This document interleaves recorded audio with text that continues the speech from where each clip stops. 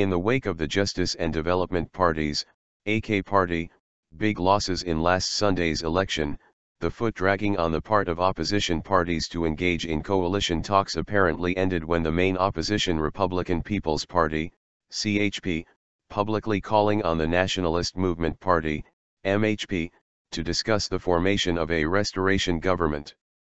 Now that the long-ruling AK Party has fallen short of the parliamentary majority it enjoyed for 13 years by securing only 258 seats in a parliament that requires 276 to form a single-party government, various scenarios for possible coalition government have occupied Turkey's agenda. CHP Deputy Chairman and spokesperson Haluk Koç on Sunday proposed to the MHP that the two parties to come together for coalition talks, adding, "We should seek a partnership for a reasonable period of time with a reasonable and solid deal in order to recover the damage that the AK Party has done to the country by setting up a restoration government." In a written statement from the CHP headquarters in Ankara, Koç underlined that the AK Party is no longer capable of ruling the country alone and further declared that, the voters blocked an attempted coup by a single man in reference to Erdogan and gave opposition parties a task of bringing the AK Party into account for the corruption and theft that is involved in as well as reducing income inequality. Nearly 60% of voters sent a message to all opposition parties and laid a burden on us to design the country's future. We, as the CHP, got the message, but other opposition parties should also read the message well and mobilize in line with this. In response to MHP leader Devlet Bahçeli's recent statements announcing his MHP is against all types of coalition options, Koç stressed that the stance of being against all will not benefit Turkey, adding, "We should enter a coalition with the MHP for a limited time to eliminate the damages caused by the AKP to the country.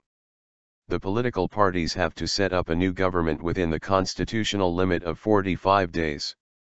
If attempts to form the government fail, then Erdogan call for a snap election which will take place after 90 days, an option opposition parties have declared being against."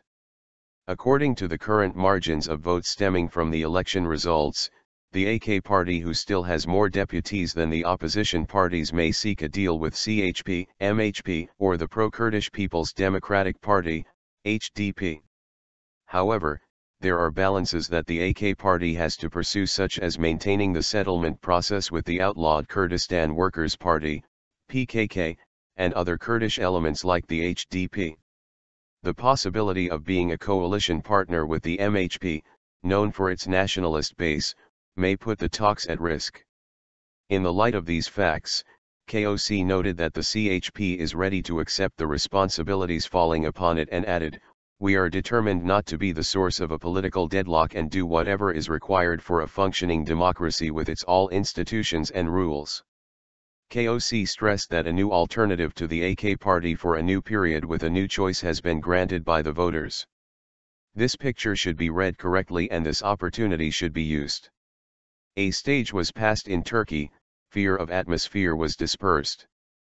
Turning back is no longer possible, he said. MHP leader refuses to meet with Erdogan to talk about coalition.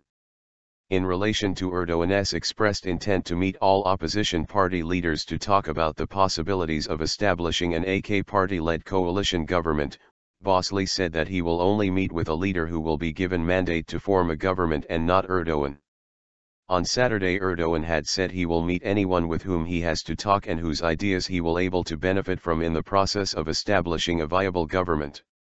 Meanwhile, AK Party Deputy Chairman Numan Kurtulmuş said that a coalition government might be formed at the first round of the talks with other political parties, in a CNN Turk appearance on Saturday. Kurtulmuş cited that even if the attempts to explore a coalition with opposition parties fail, an option articulated by President Recep Tayyip Erdogan for a snap election might be considered, adding, "Still there is enough time to seek coalition alternatives. If voters send us a message for compromise, none of the political parties have right to ignore this." Supporting Koç's argument for a restoration government to reverse the AK Party's legacy in terms of enacting repressive laws which aimed at targeting dissents, Dengar Mir Mehmet Frat, one of the AK party's founders, stated that the new government's first task should be replacement of current anti-democratic system by one based upon the rule of law principle. First of all, many laws introduced by the AK party should be cancelled. All parties, in compliance with the election results suggestions, should compromise on the need for a new constitution, and it should rule out an option for a Turkish-style presidential system aiming to transfer more executive authorities to the president. Many laws such as giving extraordinary authority to the police and the National Intelligence Organization (MT) should be urgently cancelled. Those 4 former ministers who are part of the December 17, 2013 graft probe should be bring into account.